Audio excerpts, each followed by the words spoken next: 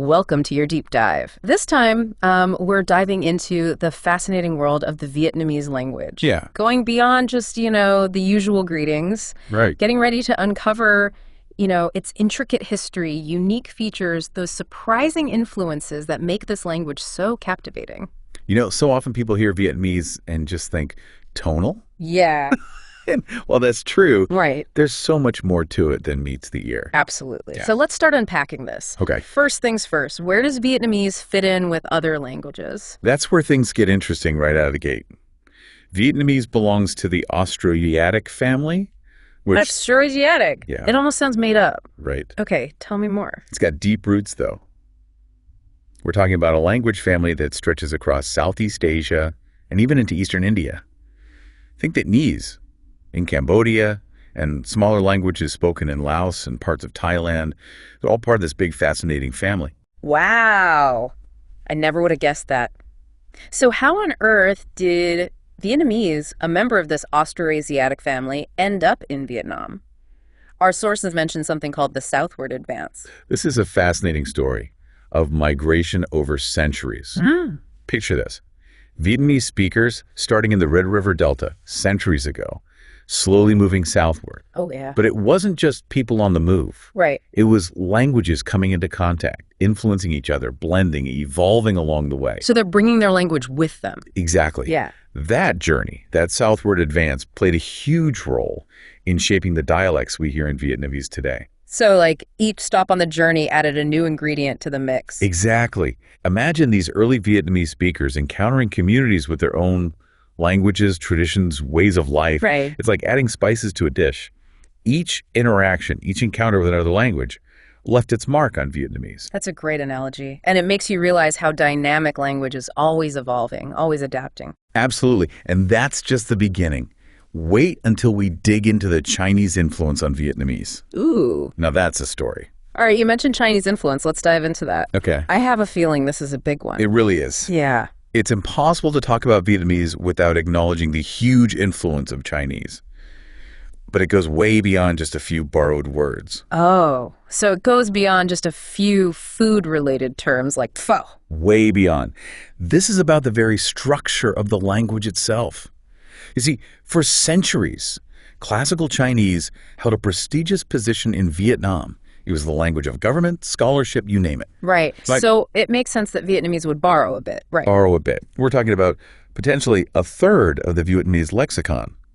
And in formal texts, like historical documents, the percentage of Chinese-derived words can skyrocket to 60%. Wow, that's a serious chunk of vocabulary. Our research mentions something about different waves of Chinese influence. Right. Even incorporating words from Japanese that originally came from Western concepts. Now that's where it gets really fascinating.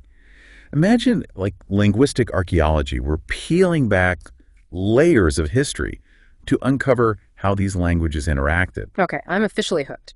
Can you give me an example? Okay. Paint me a picture with words. Okay, take the Vietnamese word for association club. Okay. Câu lạc bộ. On the surface, it looks and sounds Vietnamese, right? Right.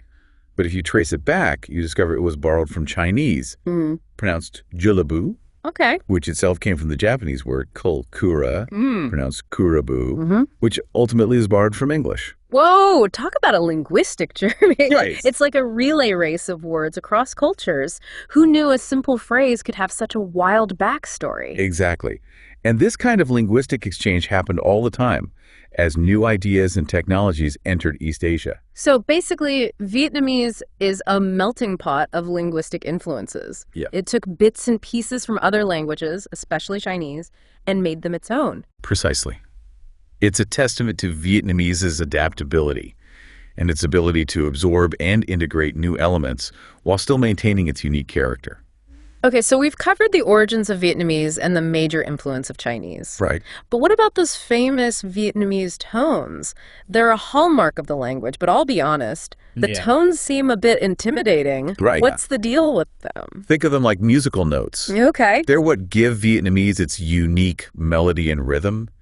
Instead of just changing the sounds themselves, Right. you're also playing with the pitch of your voice to convey different meanings. Okay, so walk me through. How many tones are we talking about? Vietnamese has 6 tones. Six tones. Yang, Huyen, Sak, hai, hanon, and nun. Okay. Each tone has a distinct pitch contour. For example, hang is a level tone, huan is a low falling tone, Uh-huh. and sak is a high rising tone. 6 tones. Wow, that's a lot to keep track of. So, how does it work in practice? Can you give me an example of how a single word can change meaning depending on the tone? Absolutely. Take the syllable ba. Okay, ba. If you say it with a flat, level tone, Okay. that's ingang. It means 3. Okay. But if you use the huin tone, that low falling tone, Right. it means father. Same word, totally different meaning. You're right. That is fascinating. It's amazing how much meaning can be packed into a single syllable just by changing the tone. It's one of the things that makes Vietnamese both challenging and incredibly expressive. It really is. Our research also mentions something called Noi Lai. What is that all about? Ah, Noi Lai.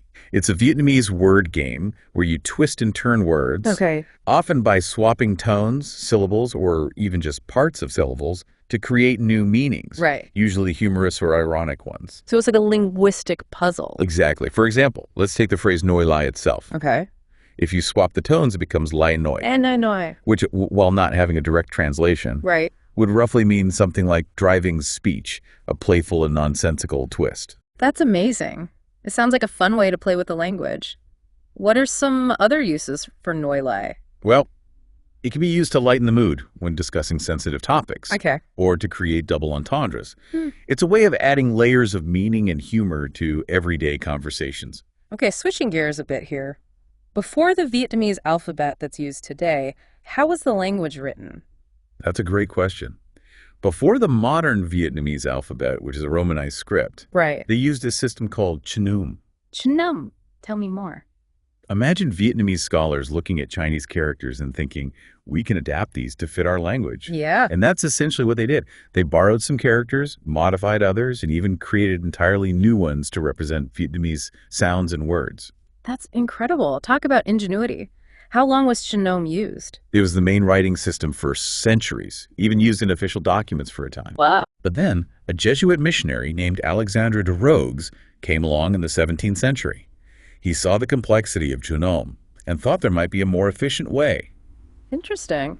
And that's where our modern Vietnamese alphabet comes in. You got it. Okay. Rhodes developed a Romanized script for Vietnamese, Okay. which we now call Chữ Quốc ngữ, meaning national language script. Okay. This new system made learning and writing Vietnamese significantly easier, opening up literacy to a much wider population. So in a way, we have Alexander de Rhodes to thank for the ease of learning Vietnamese today. You could say that. It was a turning point for Vietnamese literacy. Of course, languages are always changing and evolving. Speaking of which, any modern Vietnamese slang we should know about?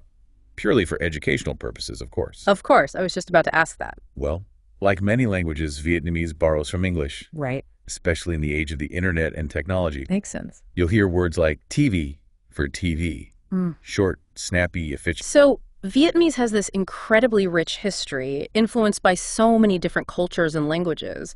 But it's also constantly evolving, incorporating new elements, and reflecting the modern world. It really is. What an amazing journey. Vietnamese is a testament to how languages can adapt and thrive, Yeah, taking on influences while still retaining their unique identity. absolutely. So for someone listening to this, taking it all in, what would you say is the most important thing to remember about the Vietnamese language? Vietnamese is a language that defies easy categorization. It's a tapestry woven from ancient roots, layered influences, Right. and a constant drive to innovate. And that's what makes it so fascinating. Absolutely. That's a beautiful way to put it, and leaves us with something to think about. Right. Even though Vietnamese borrowed heavily from Chinese, Yeah. it never lost that distinct Austroasiatic core. Right. It's a powerful reminder that languages are living things, always evolving while holding on to those deep roots. That's it for our deep dive into the Vietnamese language. We hope you enjoyed this journey as much as we did. Until next time.